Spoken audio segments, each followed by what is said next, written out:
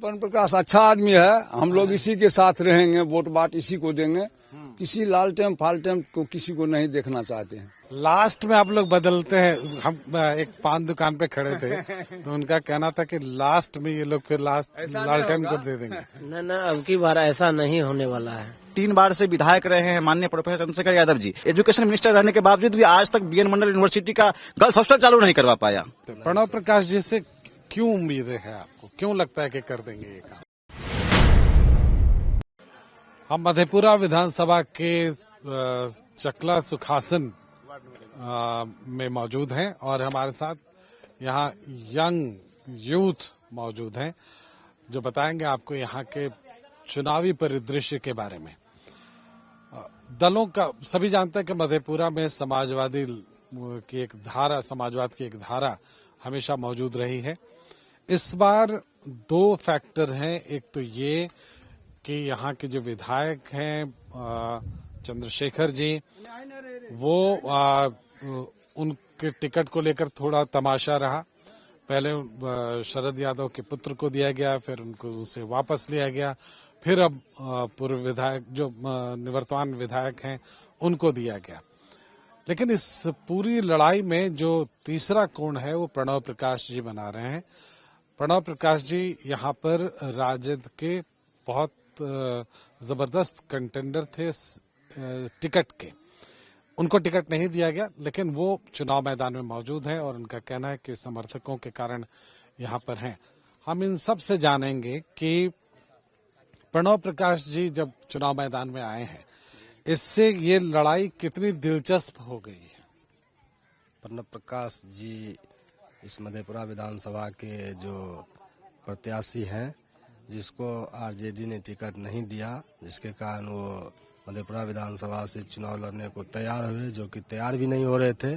इस विधानसभा के जितने भी कार्यकर्ता थे, हम लोग सभी वर्गों से, सभी ने जाके उसके घर पे बोले कि आपको चुनाव लड़ना होगा। काहे कि हम लोग ने जो यहाँ का पूर्व विधायक था प्रोफेसर चंद्रशेखर, उसने इस विधानसभा का एक भी समस्या को नहीं सुनते।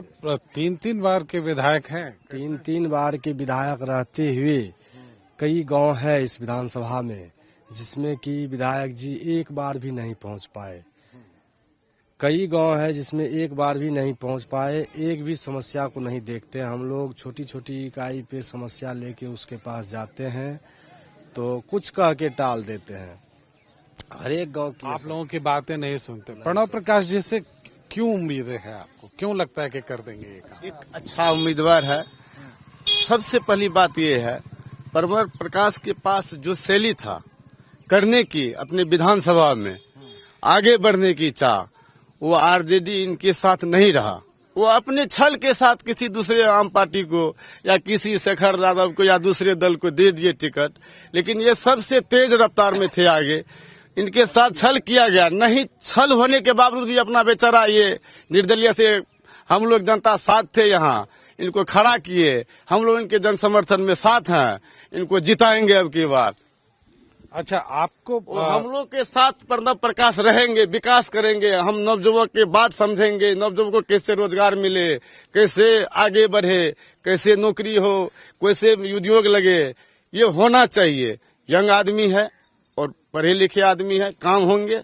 15 साल का शासन देख लीजिए मधेपुरा विधानसभा में जो है अभी माननीय विधायक जी, उनका कार्यकाल देख लीजिए। आप लोग आप बताएं क्या प्रणव प्रकाश जी के? अच्छा आदमी है पवन प्रकाश, अच्छा आदमी है। हम लोग इसी के साथ रहेंगे, वोट बाट इसी को देंगे। किसी लालटेम फालटेम को किसी को नहीं देखना चाहते हैं। इसको हम लोग तो कहते हैं यहाँ पे वोट ज्यादा पड़ता है लालटेन। कहीं कुछ नहीं है, साफ सफाया है इधर। एक भी वोट नहीं मिलेगा हमको, इसके साथ है, इसी के साथ रहेंगे। पक्का ही है? पक्का है, पक्का। विश्वास नहीं होता है। काहे नहीं विश्वास कीजिएगा, नहीं कीजिएगा तो होगा, करना होगा। लास्ट में आप लोग बदलते हैं। हम एक पान दुकान पे खड़े थे तो उनका कहना था कि लास्ट में ये लोग फिर लालटेन को दे देंगे। न अब की बार ऐसा नहीं होने वाला है, पक्का। हम लोग का पिछले 2020 में ही निर्दलीय उम्मीदवार का चेहरा चाहते थे, लेकिन ऐसा कैंडिडेट नहीं मिला। तो अब की बार 25 में मिल गया है, इसीलिए हम लोग पूरा समर्थन के साथ इसका विजय बनाएंगे। चलिए ठीक है। हम लोग लास्ट में अगला बार ही लास्ट में बदले थे। अगला जो विधानसभा का चुनाव हुआ था उसी में हम लोग शेखर को वोट नहीं देना चाहते, जिसमें कि राजद उम्मीदवार जो मुख्यमंत्री का है तेजस्वी यादव, उसने आके मधेपुरा में माफी मांगा। यहाँ तक भी कहा कि अब की बार एक बार हम सभी मधेपुरा विधानसभा की जनता को से माफी मांगते हैं कि अब की बार शेखर को देख लीजिए, अगला बार से ऐसा गलती नहीं होगा। अच्छा, जेडीयू के प्रत्याशी के बारे में क्यों नहीं सोचते हैं आप?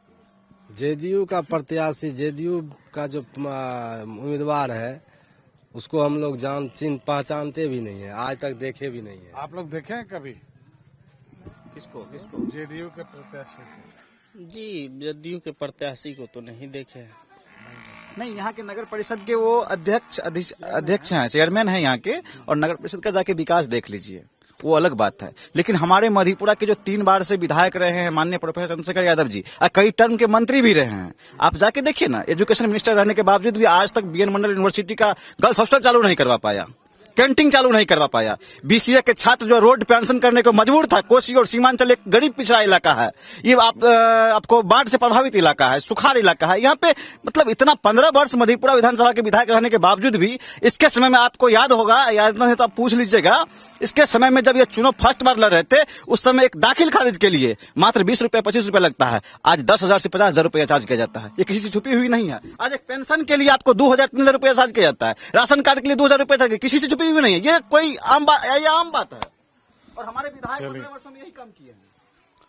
चले, तो मतलब ये है कि तीसरी धारा यहाँ से निकलेगी, हम उम्मीद करें। निश्चित यहाँ से जो प्रणव प्रकाश हैं वही जीतेंगे, निश्चित रूप से। हम लोग कह रहे हैं सभी जितने भी कैटेगरी के लोग हैं, इसमें कोई जाति का मामला नहीं है, सभी जाति का लोग उनको वोट दे रहे हैं, चाहे वो कायस्थ हो, राजपूत हो, ब्राह्मण हो, यादव हो, सभी जाति के लोग हैं वो वोट देंगे।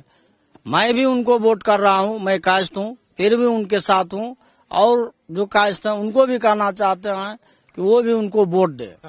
चलिए, इनकी अपील है। देखते हैं, ये गांव कुछ अलग तरह की बातें कर रहा है। हालांकि जिन लोगों से हमारी बातचीत हुई उसमें कई ऐसे लोग हैं जिन्होंने ये कहा कि लास्ट मोमेंट में फिर वो कास्ट फैक्टर आ जाएगा बीच में, और उन्हीं के पक्ष में आरजेडी या जेडीयू के पक्ष में वोटिंग हो जाएगी। लेकिन एक फ्रेश चेहरा जब सामने आता है तो वो क्या कहता है और उसके प्रति लोगों में रुझान कितना है, ये जानने की इच्छा अगर आपको है तो आप मधेपुरा विधानसभा क्षेत्र में आ सकते हैं। ये रिजल्ट क्या देगा, ये रिजल्ट कितना बदल देगा, ये कहना अभी मुश्किल है। हम अभी गांव के बीच से होकर गुजर रहे हैं और हमारे आसपास कोई उस तरह से दिख नहीं रहे हैं। जी बताएं, प्रणव प्रकाश जी का क्या यहाँ उम्मीद है कुछ जीतने? हाँ जी, उम्मीद तो खूब है यहाँ पर। हाँ, उम्मीद तो खूब है। आरजेडी को नहीं मिलेगा यहाँ वोट? हाँ जी, आरजेडी को नहीं मिलेगा लालटेन छाप? नहीं, उसको कहाँ से मिलेगा अभी। चलिए, तो आप देख सकते हैं। और एक बात, अभी अगर आप चुनाव ये कर रहे हैं, चुनाव कवर कर रहे हैं, तो इस बार झंडों को बहुत ज्यादा झंडे नहीं दिख रहे हैं। हम दिखाना चाहेंगे एक बार आपको, राजवल्लभ दिखाएं आप पीछे, झंडे उस तरह से नहीं दिख रहे हैं यहाँ पर। हालांकि छोटा सा गांव है और इसके बावजूद आमतौर पर पहले झंडों और पोस्टरों से पटे होते थे गांव चुनाव में। कुछ पोस्टर तो नहीं, बहुत पंफलेट जैसी चीजें लगी हुई हैं यहाँ पे, लेकिन आप बहुत ज्यादा नहीं देख सकते हैं उसको। तो यह है चुनावी स्थिति गांव में। एक जो ये बात है मधेपुरा में कि समाजवादियों का गढ़ है ये, तो यहाँ पर मधेपुरा में क्या चुनाव परिणाम बदलेगा, ये एक सवाल जरूर है। और इसलिए हमने यहाँ पर लोगों से बातचीत की।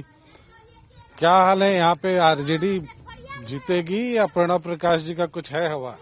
नहीं सर, यहाँ ज्यादा नीतीश कुमार का हवा है, तीर छाप का। अच्छा अच्छा, तो यहाँ नीतीश जी के भी समर्थक मिले इसी गांव में। और दूसरे जो फैक्टर हैं जो बेसिकली आरजेडी के वोटर्स थे, वो शायद नाराजगी की वजह से बिल्कुल नहीं देना चाहते हैं अभी के विधायक को वोट। लेकिन जैसा कि मैंने कहा कि अक्सर लोग ये कहते हैं कि चुनाव से 1-2 दिन पहले चीजें बदलती हैं। अगर ये बदली तो फिर आप पहले की तरह ही परिणाम देख सकते हैं, लेकिन अगर ये नहीं बदली तो एक नई चीज निकल कर आएगी, एक नया चेहरा निकल कर सामने आ सकता है। फिलहाल इस गांव से इतना ही, इजाजत दें, नमस्कार।